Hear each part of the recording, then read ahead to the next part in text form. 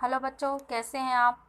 I wish आप सब हमेशा खुश रहें। आज हम पढ़ेंगे एक्सरसाइज 1.2 जिसमें हमें दी गई संख्याओं का अभाज्य गुणनखंड करना है। फिर अभाज्य गुणनखंड को गुणनफल के रूप में लिखना है। तो इस संख्याओं का अभाज्य गुणनखंड निकालेंगे और फिर उनको गुणनफल के रूप में लिखेंगे। और आगे हम देखेंगे कि उन संख्याओं का गुणनफल और उन संख्याओं का एचसीएफ निकालेंगे, एलसीएम निकालेंगे और एचसीएफ और एलसीएम का गुणनफल। और फिर देखेंगे कि संख्याओं का गुणनफल और एचसीएफ और एलसीएम का गुणनफल दोनों में इक्वालिटी की जांच करेंगे। और आगे हम फिर एचसीएफ और एलसीएम से आधारित क्वेश्चन देखेंगे। तो यहाँ पे हम इस एक्सरसाइज को पढ़ने से पहले हम उस प्रमेय को पढ़ेंगे जिस पर ये पूरा एक्सरसाइज आधारित है। तो वो प्रमेय देखिए, यहाँ पे लिखा हुआ है अंकगणित की आधारभूत प्रमेय, the fundamental theorem of arithmetic. तो यहाँ पे देखिए क्या लिखा है, प्रत्येक भाज्य संख्या को अभाज्य संख्याओं के गुणनफल के रूप में व्यक्त किया जा सकता है तथा यह गुणनखंडन अभाज्य गुणनखंडों के आने वाले क्रम के बिना अद्वितीय होता है। ठीक है, तो यहाँ पे हम जो ये शब्दों में लिखा हुआ है, इस शब्दों को हम थोड़ा न्यूमेरिकल देख लेते हैं। तो यहाँ पे क्या लिखा है, प्रत्येक भाज्य संख्या। भाज्य संख्या मतलब वे संख्याएं जिनके दो फैक्टर से ज़्यादा फैक्टर हों। दो फैक्टर कौन होते हैं, एक तो वो स्वयं संख्या होती है और दूसरा वन होता है। तो संख्या और वन को छोड़ करके यदि कोई तीसरा फैक्टर है तो हम उसको भाज्य संख्या कहते हैं। जैसे एग्जाम्पल के लिए आप ले लीजिए 4। 4 का फैक्टर क्या होगा, 4 और 1 के अलावा 2 होता है, 2 इंटू 2 होता है। और 6 ले लीजिए तो 6 का फैक्टर 6 और 1 के अलावा क्या होता है, 2 इंटू 3 होता है। तो ऐसी सारी संख्याएं क्या कहलाती हैं, भाज्य संख्याएं। अब देखते हैं कि हम इस भाज्य संख्या को अभाज्य संख्याओं के एक गुणनफल के रूप में व्यक्त किया जा सकता है। तो अभाज्य संख्याएं किसे कहते हैं, अभाज्य संख्याएं वे संख्याएं जिनका सिर्फ दो ही फैक्टर होता है, एक तो वो स्वयं होते हैं और दूसरा 1 होता है। जैसे कि 3, 2, 3, 5, 7 और इस तरीके से आगे। तो अब कहता है कि इस भाज्य संख्याओं को अभाज्य संख्याओं के गुणनफल के रूप में लिखा जा सकता है और जो आप गुणनखंड करेंगे उस गुणनखंड में अभाज्य गुणनखंडों के आने वाले क्रम के बिना अद्वितीय होता है। वो जो आपने गुणनखंडन किया है, जो आपने गुणनफल लिखा है अभाज्य गुणनखंडों का, तो वो जो गुणनफल है वो अभाज्य गुणनखंडों के आने वाले क्रम के बिना, इसका मतलब यह है कि यदि आप उसको ऑर्डर वाइज ना लिखें तो भी वो क्या होगा, यूनिक होगा वो गुणनखंड दी गई संख्या का। तो यहाँ पे हम एग्जाम्पल में जैसे इसी को ले लेते हैं, 6 का गुणनखंड क्या हुआ, 2 इंटू 3। तो यदि हम इसको ऑर्डर वाइज ना लिखें, 3 इंटू 2 लिखें, तो भी ये जो गुणनखंड का गुणनफल है, ये जो गुणनखंड आया है, ये 6 के लिए क्या होगा, यूनिक होगा। यहाँ हम एक एग्जाम्पल 12 का भी ले लेते हैं, 2 इंटू 2 इंटू 3। तो यहाँ पे देखिए हमने ऑर्डर वाइज लिखा है, तो 12 का फैक्टर ऑर्डर वाइज लिखा हुआ है। यदि हम इसको ऑर्डर वाइज ना लिखें, 2 इंटू 3 इंटू 2, या फिर हम इसको ऐसे लिखें 3 इंटू 2 इंटू 2, तो भी यहाँ पे क्या कह रहा है कि अभाज्य संख्याओं के गुणनफल के रूप में आप व्यक्त कर लिए हैं और साथ में ये जो गुणनखंडन है वो अभाज्य गुणनखंडों के आने वाले क्रम के बिना ही अद्वितीय है। यदि हम इसको ऑर्डर वाइज नहीं लिखते हैं तो भी ये इस 12 के लिए ये जो नंबर आए हुए हैं गुणनखंड, ये अद्वितीय होंगे। ठीक है, तो इस तरीके से ये प्रमेय हो गया। अब आगे हम पढ़ते हैं कि यहाँ पे हमारा क्वेश्चन नंबर 1 में क्या लिखा हुआ है, निम्नलिखित संख्याओं को अभाज्य गुणनखंडों के गुणनफल के रूप में व्यक्त कीजिए। तो ये जो संख्याएं हैं इनका सबसे पहले हम क्या निकालेंगे, अभाज्य गुणनखंड निकालेंगे। फिर हम क्या करेंगे, उन अभाज्य गुणनखंडों को गुणनफल के रूप में लिखेंगे। तो सबसे पहले आप देखिए 140 दिया हुआ है, हम सबसे पहले इसका निकालेंगे। फिर जैसे आप इसका निकाल लेंगे वैसे ही इसका भी निकाल लेंगे। हम इसको और इसको दो और ये जो बड़े बड़े डिजिट वाले हैं इनको देखते हैं। ठीक है, तो यहाँ पे हम देखते हैं कि 140 का सबसे पहले देखते हैं आंसर। 1 का फर्स्ट क्या दिया है, 140। तो 140 का फैक्टर निकालना है हमको। तो हम फैक्टर को क्या करेंगे, फैक्टर मेथड से यहाँ पे निकालते हैं। सबसे पहले हम डिवाइड कर करके, तो यहाँ पे हम 140 लिखते हैं। अब देखिए यहाँ वंस में क्या है, 0 है, तो ये 2 से चला जाएगा, 2 7 जा 0, फिर किससे ले जाएंगे, 2 से चला जाएगा क्योंकि वंस में 0 है, 2 3 जा। यहाँ पे हम जो माइनस का काम है उसको हम अपने इमेजिनेशन से करते हैं, और जो क्वेश्चन रहता है उसको बस यहाँ पे लिखते हैं, जो भागफल आता है उसको यहाँ लिखते हैं, और माइनस का काम हम अपने इमेजिनेशन में करते हैं। तो 2 3 जा 6, 1 बचा, और ये 1 के साइड में राइट साइड में 0 आएगा तो 10 हो जाएगा, और 2 5 जा। इसके बाद फिर अब ये सीधे 5 से जाएगा, 5 7 जा। तो इसका फैक्टर क्या आ गया, 2 into 2 into 3 sorry 2 into 5 into 7। ठीक, तो हम इसको क्या कैसे लिख सकते हैं, इसको पावर में भी लिख सकते हैं, 2 की पावर 2 इंटू 5 इंटू 7। तो इस तरीके से 140 का फैक्टर हुआ 2 की पावर 2 इंटू 5 इंटू 7। अब यहाँ पे नेक्स्ट है जो थर्ड नंबर है, सेकंड नंबर आप इसी के तरीके से लगा सकते हैं, छोटा है 156 है तो आप इसी के तरीके उसको लगा सकते हैं। हम थर्ड नंबर देखते हैं 3825, इसका फैक्टर निकालते हैं। तो यहाँ पे देखेंगे 3825, यहाँ पे देखिए लास्ट में 5 है, तो या तो ये 3 से जाएगा या तो 5 से जाएगा। तो अभी इसको 3 8 2 5 इन सबको प्लस करेंगे तो आएगा 18 चूँकि 3 से डिवाइड हो जा रहा है इसलिए ये संख्या भी 3 से डिवाइड हो जाएगी। अब यहाँ पे देखिए 3 1 जा 3, 3 2 जा 6, अब यहाँ 8 लिखा है और हम 6 माइनस कर रहे हैं तो कितना बचेगा 2, और 2 के राइट साइड में ये वाला 2 हो जाएगा तो 22 बन जाएगा। अब 22 है तो 3 7 जा 21, अब यहाँ 22 था 21 माइनस किए हैं तो 1 बच गया, और 1 के राइट साइड में 5 आएगा तो 15 बन जाएगा, तो 3 5 जा 15। यहाँ पे हम आप चाहें तो एक बार भाग की क्रिया आप इधर कर सकते हैं, लेकिन प्रैक्टिस कीजिएगा कि आप यहीं पे करें उसको, तो उससे आपकी प्रैक्टिस बहुत अच्छी हो जाएगी। तो यहाँ पे देखिए फिर से इसको 3 से डिवाइड करेंगे, 3 4 जा 12 पूरा माइनस हो गया, फिर ये 7 है तो 3 2 जा 6, यहाँ 1 बचा, और ये 15 हो गया तो 3 5 जा 15। इसके बाद अब ये 3 से नहीं जाएगा क्योंकि 3 1 जा 3 करेंगे तो यहाँ पे 1 बचेगा, और ये 12 हो जाएगा, और 3 4 जा 12 कैंसिल हो जाएगा, ये वाला 5 बच जाएगा, इसलिए हम इसको किससे कैंसिल करेंगे 5 से। तो यहाँ पे 5 8 जा 40, और यहाँ 2 बचा तो ये 25 हो गया, और 5 5 जा 25। इसके बाद फिर 5 से जाएगा, ये 5 1 जा तो यहाँ 3 बचा 35 हुआ, और 5 7 जा 35। चाहे तो आप इसको 17 रहने दें या फिर यहाँ पे 17 1 जा 17 कर सकते हैं। तो इसके फैक्टर कितने आ गए देखिए, 3 इंटू 3 इंटू 5 इंटू 5 इंटू 17। आप इसको पावर के रूप में लिख सकते हैं, 3 की पावर 2 इंटू 5 की पावर 2 इंटू 17। तो इस तरीके से 3825 का फैक्टर निकला 335517, और उस फैक्टर को हमने गुणनफल के रूप में लिखा है और फैक्टर को पावर के रूप में भी लिखा है। तो ये हो गया 3 की पावर 2 इंटू 5 की पावर 2 इंटू 17। अब इसका फोर्थ नंबर क्वेश्चन है 5005, इसका भी हम फैक्टर देख लेते हैं यहाँ पे। तो 5005 का फैक्टर कीजिए, चूँकि यहाँ पे 5 5 है तो या तो 3 से जाएगा या तो 5 से, लेकिन हम देख रहे हैं दिख रहा है कि ये 5 3 से नहीं जाएगा, इसलिए हम इसको 5 से ले जाएंगे। 5 1 जा 5 और 5 1 जा। इसके बाद फिर अभी किससे जाएगा, 3 से नहीं जाएगा, 7 से जाएगा, 7 1 जा, देखो यहाँ 10 है तो 7 1 जा ले जा रहे हैं हम, तो यहाँ कितना बचेगा 3 बचेगा, और यहाँ पे 3 इस ये बगल में 0 आएगा 3 के तो 30 हो जाएगा, तो हम 7 4 जा 28 ले जाएंगे। 30 में 28 माइनस होगा तो कितना बचेगा 2, और ये 1 उसके बगल में आएगा तो 21, और 7 3 जा 21। इसके बाद फिर ये जाएगा किससे 11 से, 11 1 जा तो यहाँ पे 14 है 3 बचा, और ये 33 हो गया, और 11 3 जा 33। तो इस तरीके से इसका फैक्टर आ गया 5 7 11 13।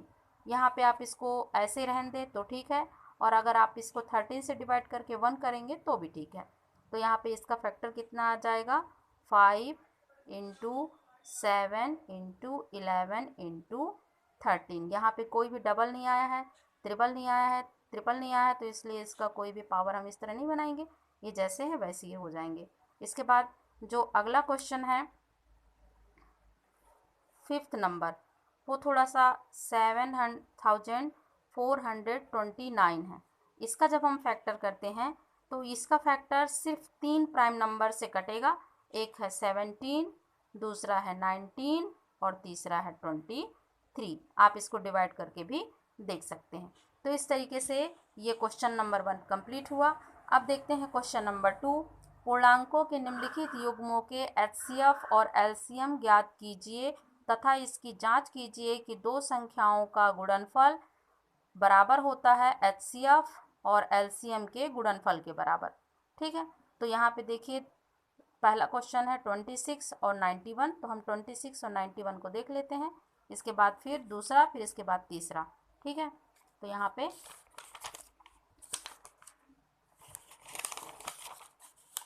ये देखिए क्वेश्चन नंबर 2 का फर्स्ट आंसर, 2 का फर्स्ट यहाँ पे दिया है 26 और 91।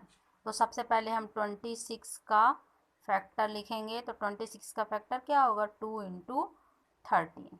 ठीक, छोटा है 26 और 2 ही आ रहे हैं सिर्फ, इसलिए हम यहाँ पे अलग से नहीं कर रहे हैं, यहाँ पे सिर्फ लिख दे रहे हैं। और 91 का क्या हो जाएगा, 7 इंटू 13। अब इन दोनों का HCF निकालेंगे तो क्या होगा, देखिए इससे पहले आपने दो संख्याओं का HCF निकालने के लिए यूक्लिड विभाजन एल्गोरिथम का प्रयोग किया था, लेकिन यहाँ पे हम ये किस विधि से निकाल रहे हैं, गुणनखंड की विधि से निकाल रहे हैं। ठीक है, तो यहाँ पे इसका गुणनखंड करने की विधि से हम इसका HCF निकालेंगे तो कितना आएगा।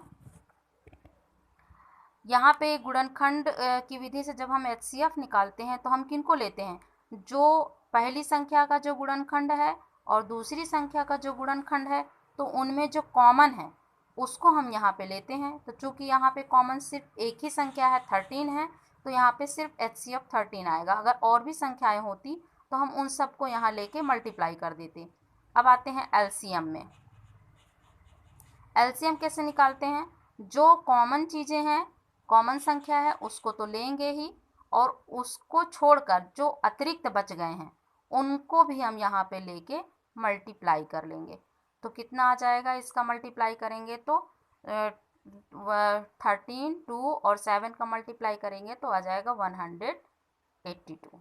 ठीक है, अब इसमें कहता है कि आपको LCM और HCF का मल्टीप्लाई करना है और उन नंबरों का भी मल्टीप्लाई करना है। तो सबसे पहले हम उन नंबरों का मल्टीप्लाई करें, इन दोनों का मल्टीप्लाई करेंगे तो कितना आ जाएगा, 2366। और इस HCF और LCM का मल्टीप्लाई करेंगे तो कितना आ जाएगा, HCF इंटू LCM मतलब 13 इंटू 182।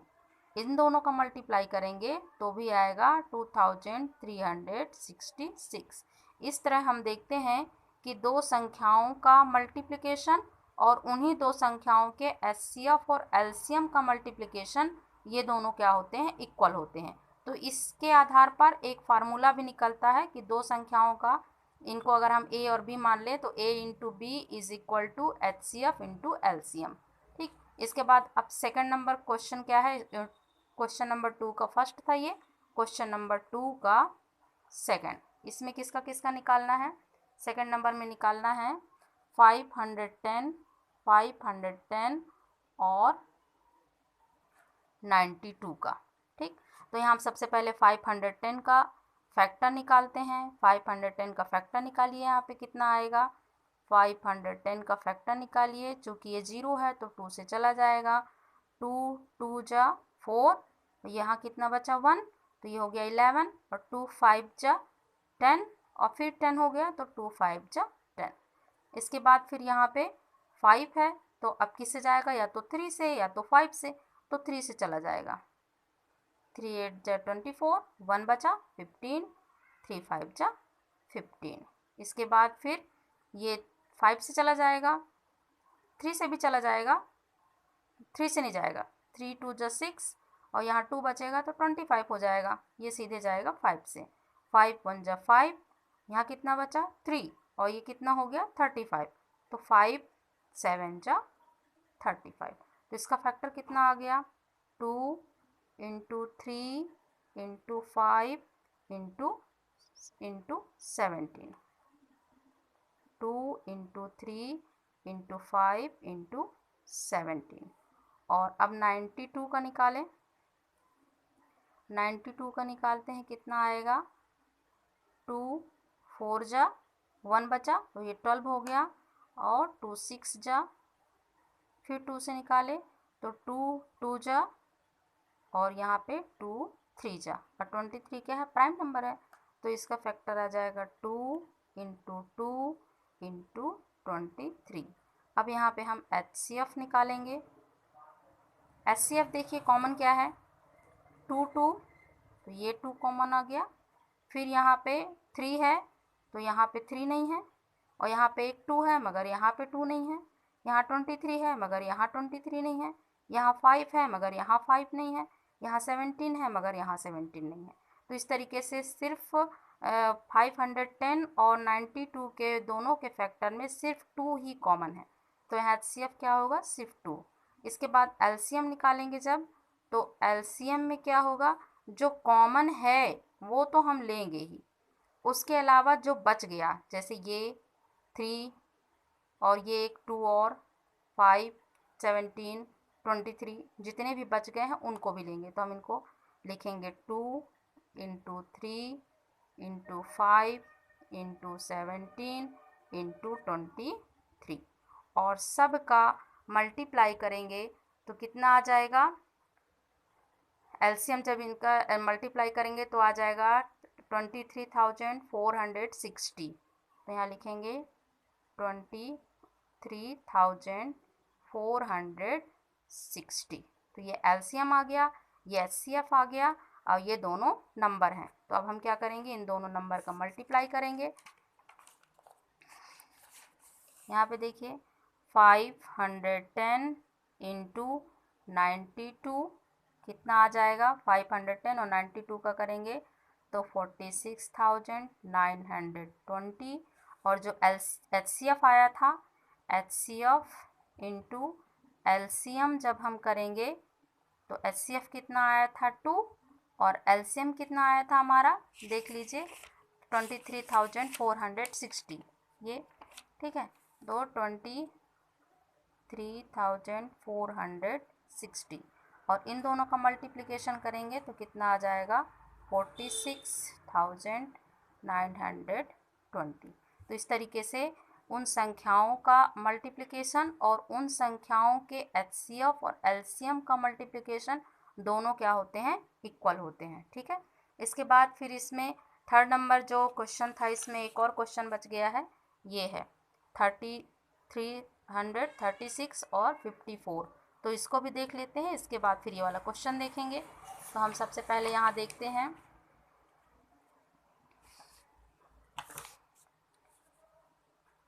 थर्ड नंबर कितना दिया हुआ है 336 और 54। तो यहाँ पे हम सबसे पहले 336 का फैक्टर निकालेंगे, तो 336 का फैक्टर निकालिए, 6 है तो 2 से जाएगा, 2 1 जा कितना बचा 1 13, और 2 6 जा 12, तो फिर बचा 1 और फिर ये 16 और 2 8 जा, फिर 2 से ले गए, 2 8 जा 16 पूरा कैंसिल हो गया, सिर्फ 4 है, यहाँ पे 8 है तो 2 4 जा, फिर ये 4 है लास्ट में वंस में, तो ये 2 से जाएगा, 2 4 जा और 2 2 जा, फिर 2 से जाएगा, 2 2 जा और 2 1 जा, और फिर ये किससे जाएगा 3 से 3 7 जा, ये प्राइम नंबर आ गया, अभाज्य संख्या आ गई। तो अब यहाँ पे इसका फैक्टर हम लिखेंगे 2 into 2 into 2 into 2 into 3 into 7, ये हो गया 336 का। अब इसके बाद 54 का निकालेंगे, तो 54 का कितना आएगा यहाँ पे देख लीजिए।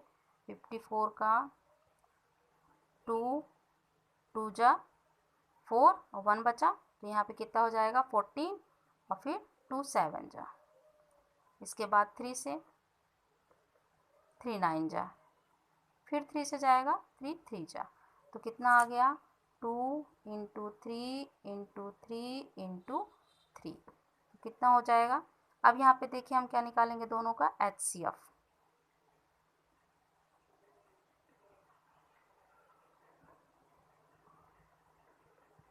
तो HCF मैंने क्या, जो कॉमन हो, तो यहाँ पे देखिए ये कॉमन है, 2 कॉमन है, इसके बाद फिर यहाँ 2 है पर यहाँ कहीं पे 2 नहीं है, इसके बाद ये 3 है तो यहाँ पे भी 3 है। ठीक है, तो ये दोनों और ये दोनों, सिर्फ ये दोनों ही कॉमन है जो 54 के फैक्टर में भी हैं और 336 के भी फैक्टर में है। तो जो कॉमन है सिर्फ हम उसको यहाँ लिखेंगे 2 इंटू 3, तो हमारा HCF क्या आ गया 6। और एलसीएम जब निकालेंगे तो एलसीएम के लिए क्या करेंगे कि जो हमारा कॉमन आया था उसको तो हम लिखेंगे ही, उसके अलावा जो बच गए थे ये और ये, तो हम इनको लिखेंगे, फिर इनको लिखेंगे, और जो कॉमन लिया है हमने उनको नहीं लिखेंगे, क्योंकि जो कॉमन है उसको तो हम सबसे पहले लिख लिए, तो जो बच गया उसको लिखेंगे। 2 2 2 2 2 2 और 7 ऊपर के पूरे हो गए, नीचे में क्या बच गया 3 3, तो हो गया इंटू 3 इंटू 3। अब पूरे का मल्टीप्लाई कर देंगे तो कितना आ जाएगा, ये एलसीएम 3 6 और इसका मल्टीप्लाई कर देंगे तो आ जाएगा 3024। अब देखते हैं हम यहाँ पे सबसे पहले नंबर्स कितने दिए थे, 336 इंटू 54, नंबर्स का मल्टीप्लिकेशन करेंगे तो कितना आ जाएगा 18,144, और एलसीएम HCF और एलसीएम का मल्टीप्लाई करेंगे तो कितना आएगा 6 इंटू 3024, तो ये भी कितना आ जाएगा 18,144। तो इस तरीके से हमने देखा कि जांच हो गई कि दो संख्याओं का मल्टीप्लिकेशन और उन संख्याओं का HCF और LCF का मल्टीप्लिकेशन दोनों इक्वल होते हैं। इसके बाद आंसर नंबर जो 4 है उसमें क्या बोल रहा है, क्वेश्चन नंबर 4 में बोल रहा कि HCF 306 और 675 का 9 है, तो हमें क्या निकालना है, LCM निकालना है इन्हीं दो नंबरों का। अब हम इससे पहले यहाँ जांच कर चुके हैं कि दो संख्याओं का गुणनफल, यहाँ हम लिखेंगे कि दो संख्याओं का गुणनफल बराबर होता है उन संख्याओं के HCF गुणे LCM के। ठीक, तो यहाँ पे अगर हम उन दो संख्याओं को अगर हम फार्मूले के रूप में लिखेंगे तो A into B is equal to HCF into LCM। अब यहाँ A और B वो संख्याएं हैं, तो हमारे क्वेश्चन में संख्या क्या है 306 और 675, 306 इंटू 675 ये लिखेंगे। और HCF कितना दिया हुआ है, HCF 9 दिया हुआ है, तो हम यहाँ पे 9 लिखेंगे इंटू LCM ज्ञात करना है, तो जिसे ज्ञात करना है उसको रहने देंगे और इसका पक्षांतरण कर देंगे। तो यहाँ पे हम थोड़ा सा पक्षांतरण करके लिखेंगे 306 इंटू 675 डिवाइडेड बाई 9। यहाँ पे देखिए यदि HCF दिया है, ठीक है, तो LCM निकालना है तो HCF पक्षांतरण हो जाएगा, डिवाइड में चला जाएगा, और यदि LCM दिया है, HCF पूछा है, तो जो दिया रहेगा वही इधर पक्षांतरण हो जाएगा। और यहाँ पे इन दोनों संख्याओं में यदि एक संख्या पूछ रहा है तो जो दिया है वो उस साइड चला जाएगा। सेम प्रोसेस होता है, या तो इन दोनों में से कोई पूछेगा तो उसे रहने देंगे, जो दिया रहेगा उसको इस तरफ ले जाएंगे, और यदि इन दोनों में से जो दिया है तो उसको उस तरफ ले जाएंगे और जो पूछ रहा है उसको रहने देंगे। तो इस तरीके से इस फार्मूला 4 चीज़ों में से कोई भी 3 चीज़ दी रहेगी तो उसको चौथी चीज़ हम इस फार्मूले से निकाल सकते हैं। तो यहाँ पे अब इसको डिवाइड कर दीजिए 9 और कितना बचेगा यहाँ पे 45 और 9 5 जा।